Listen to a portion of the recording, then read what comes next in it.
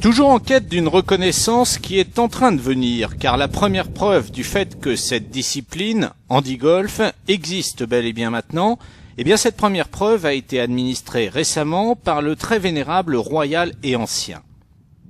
Ils ont créé 5 catégories de golfeurs handicapés, c'est-à-dire les golfeurs aveugles, les golfeurs amputés, les golfeurs nécessitant des cannes ou des béquilles, les golfeurs en fauteuil, et enfin la dernière catégorie, les golfeurs ayant des troubles de l'apprentissage. Donc pour chacune de ces 5 catégories,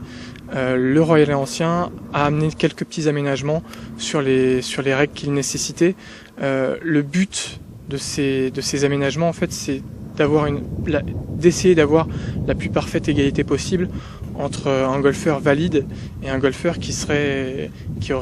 en fauteuil, par exemple. Et ces décisions contribuent beaucoup à l'essor de la discipline, car aujourd'hui en France il existe 26 écoles handi-golf réparties sur les 5 grandes régions que compte le golf français, et l'association handi-golf, créée en 1993, s'est aujourd'hui associée avec son homologue européenne. L'intérêt de ce regroupement, c'est tout bêtement de permettre de pouvoir se rencontrer, de pouvoir comparer nos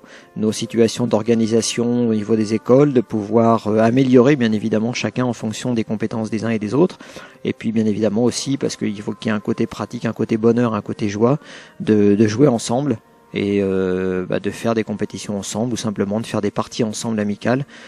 Avec en filigrane de tout cela la volonté de cibler de plus en plus le haut niveau, le calendrier sportif suit cette tendance. Ils étaient donc 60 il y a quelques jours au Golf National pour les internationaux de France, ouverts aux étrangers. Ils seront certainement aussi nombreux l'an prochain pour ce même rendez-vous qui, cette fois-ci, portera le nom de Championnat de France et ne sera par conséquent ouvert qu'aux joueurs français.